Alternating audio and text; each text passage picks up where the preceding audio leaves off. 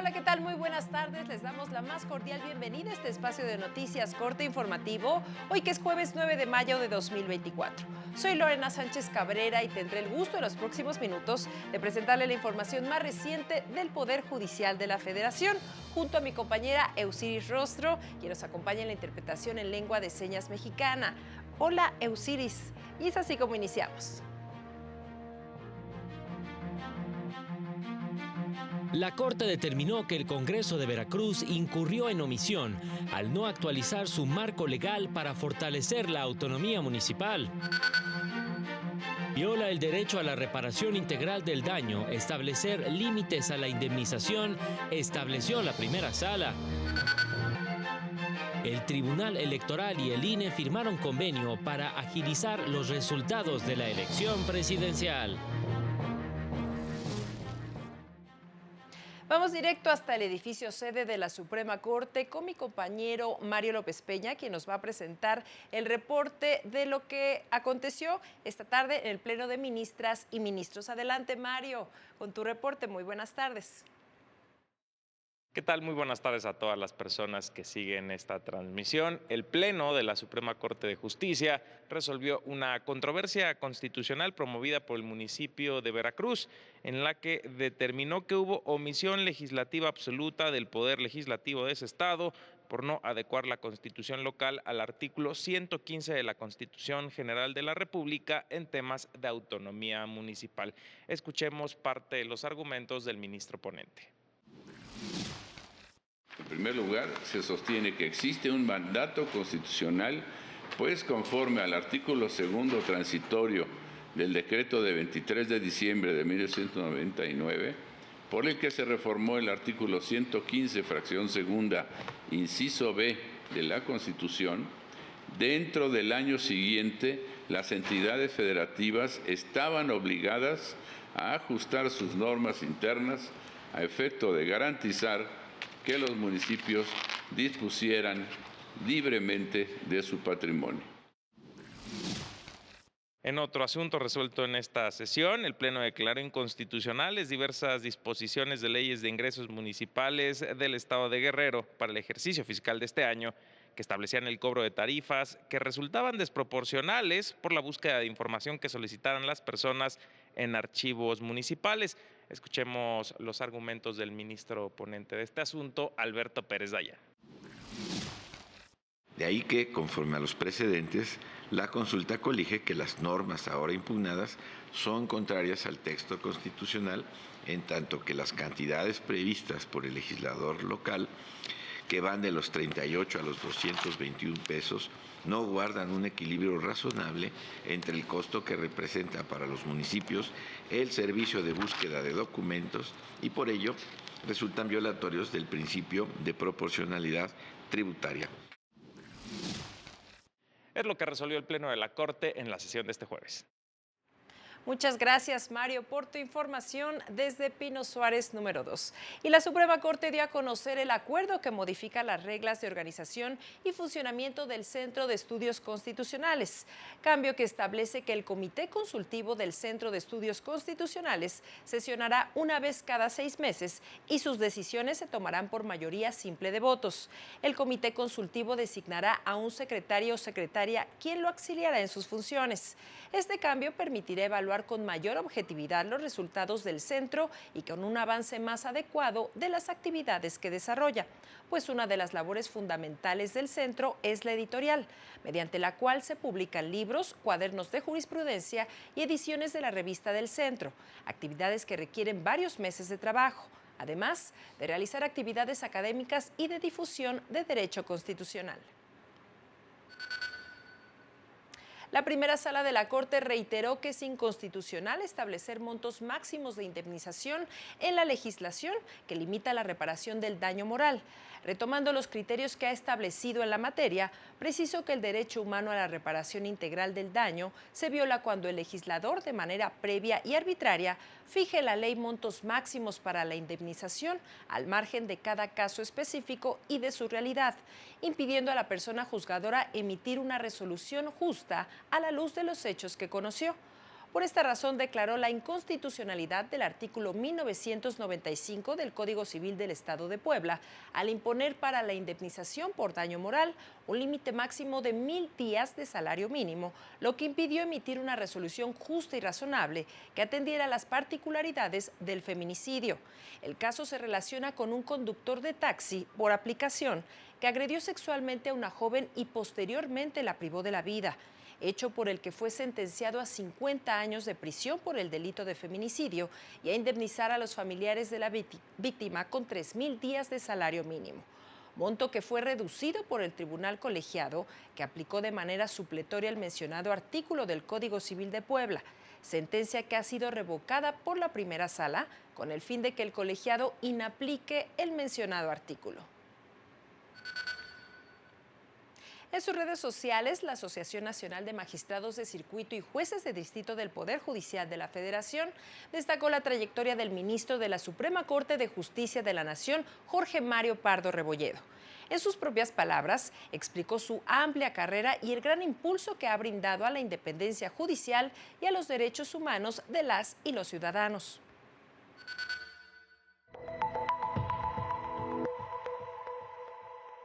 Tengo más de 40 años de servicio en la carrera judicial. Ingresé a un juzgado de distrito en el año de 1982 y pues desde entonces he venido recorriendo todas las etapas de la carrera judicial, aunque nos estamos ahorita desarrollando en un ambiente muy complejo, con muchos ataques y muchas críticas. Los jueces y magistrados federales de este país tienen una formación acreditada, tienen experiencia, tienen actualización y tienen desde luego la vocación de servir a través de la impartición de justicia.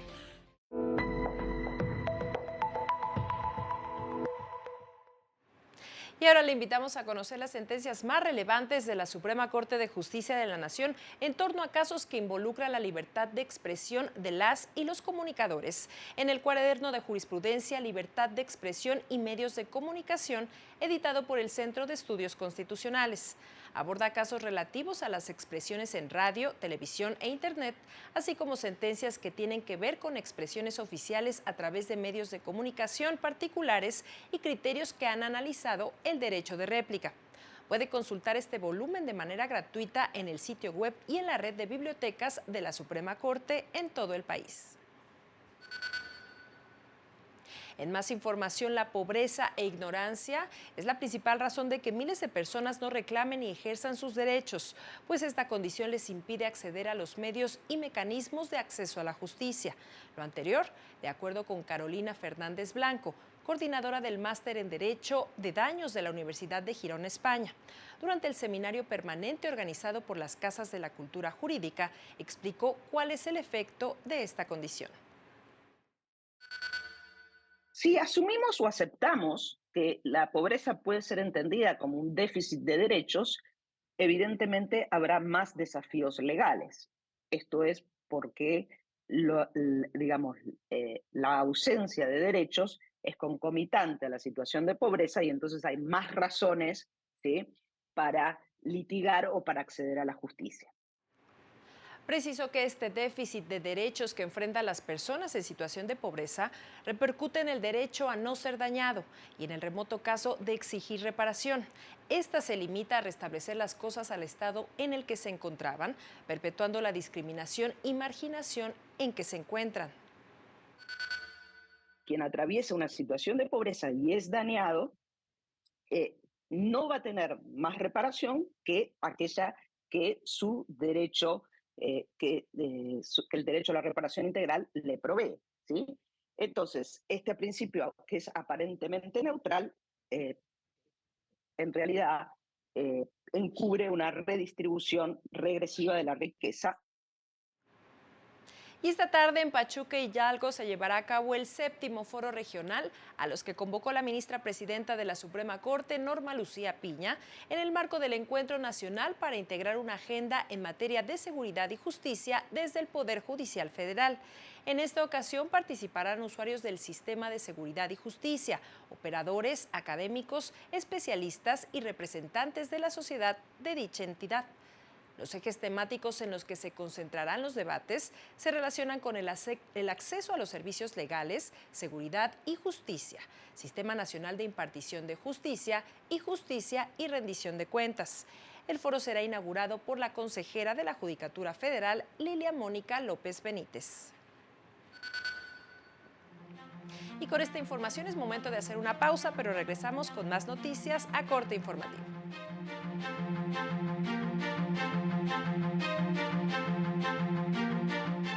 Al regresar, la Corte Interamericana de Derechos Humanos se sumó a la convocatoria del Premio Sentencias 2024.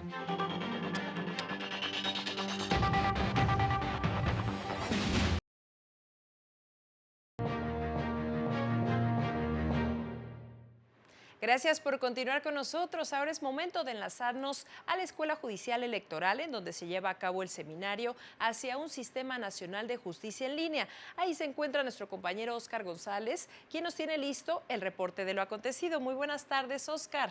Escuchamos tu información. Con gusto de saludarle, muchas gracias. Muy buenas tardes para todos.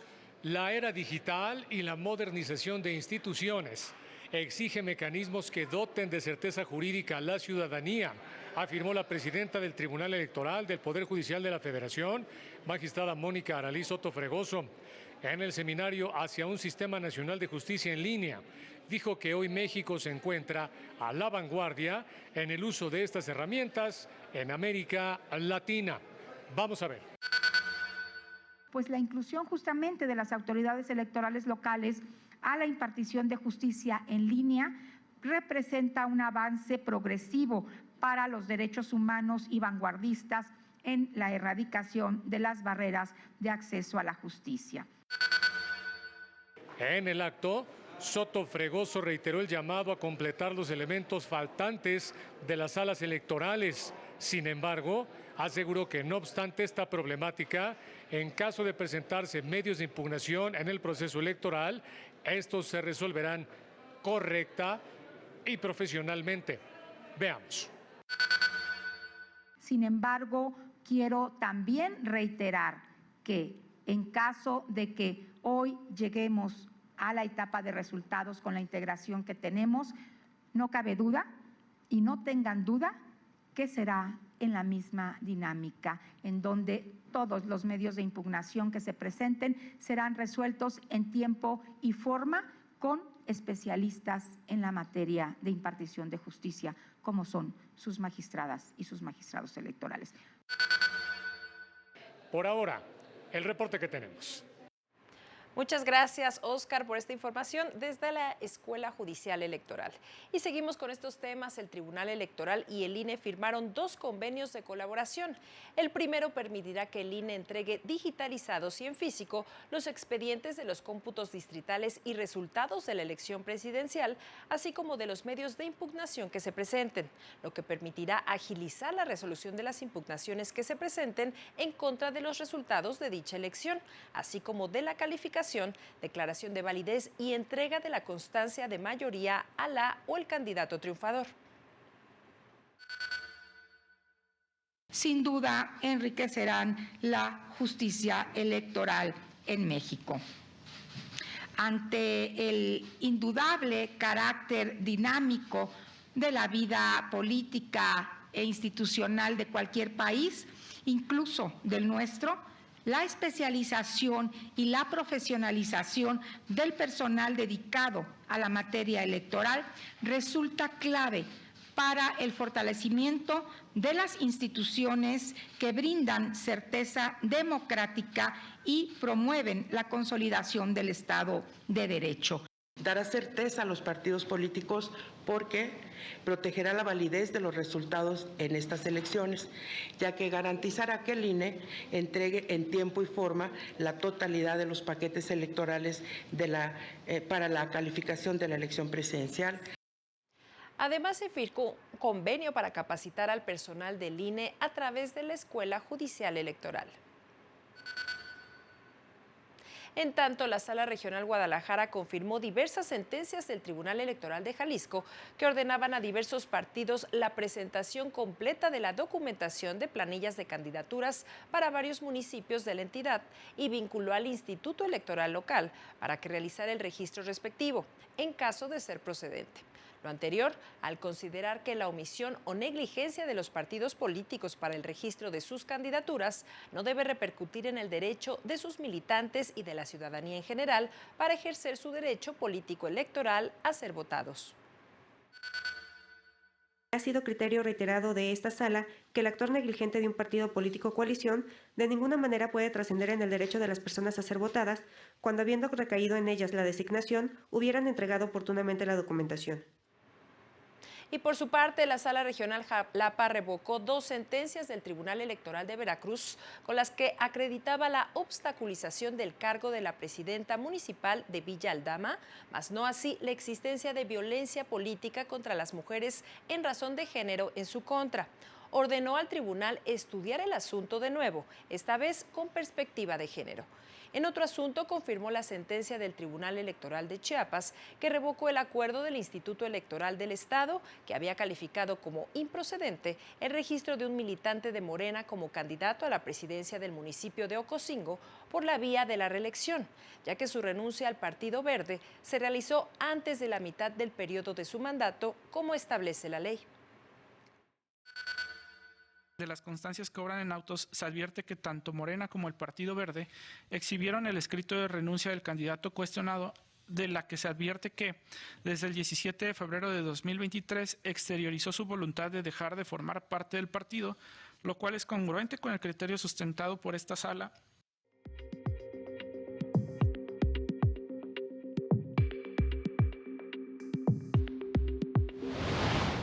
Durante abril pasado, la línea telefónica del Poder Judicial de Oaxaca, Justiciatel, atendió 404 asuntos en diversas materias. Es un servicio gratuito para aclarar dudas y agilizar los trámites de asuntos que se encuentran en los distintos juzgados del Estado.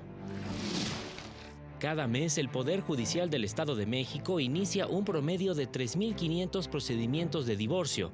Atizapán, Huixquilucan, Isidro Favela, Gilotzingo, Naucalpan, Nicolás Romero y Tlanepantla son los municipios con el mayor número de juicios. El Poder Judicial de Nayarit puso en funcionamiento salas de lactancia en los juzgados de primera instancia y en el Centro de Convivencia Familiar de Tepic, que podrán utilizar madres servidoras judiciales y visitantes. Se llevó a cabo una reunión interinstitucional entre el Poder Judicial de Querétaro y la Procuraduría de Protección de los Derechos de Niñas, Niños y Adolescentes del DIF estatal para la creación de un mejor sistema en favor de las infancias en la entidad. Para el canal del Poder Judicial de la Federación, Jesús Daza. La Unidad General de Conocimiento Científico y Derechos Humanos de la Suprema Corte señaló que no existen barreras que impiden el acceso a una educación inclusiva para niñas, niños y adolescentes, especialmente en zonas vulnerables, por lo que la implementación de ajustes en el sistema es crucial en la lucha por la inclusión educativa.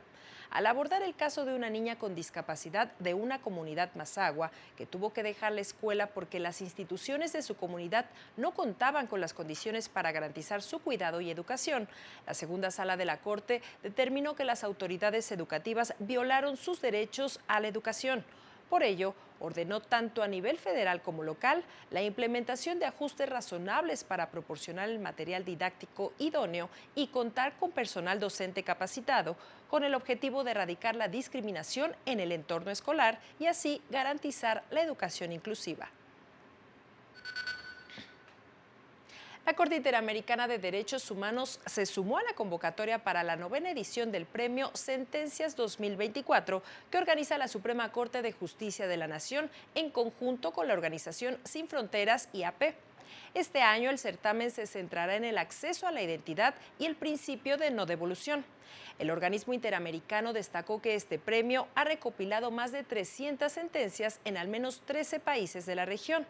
Puede consultar la convocatoria del premio en el sitio web y redes sociales de la Asociación Mexicana de Impartidores de Justicia.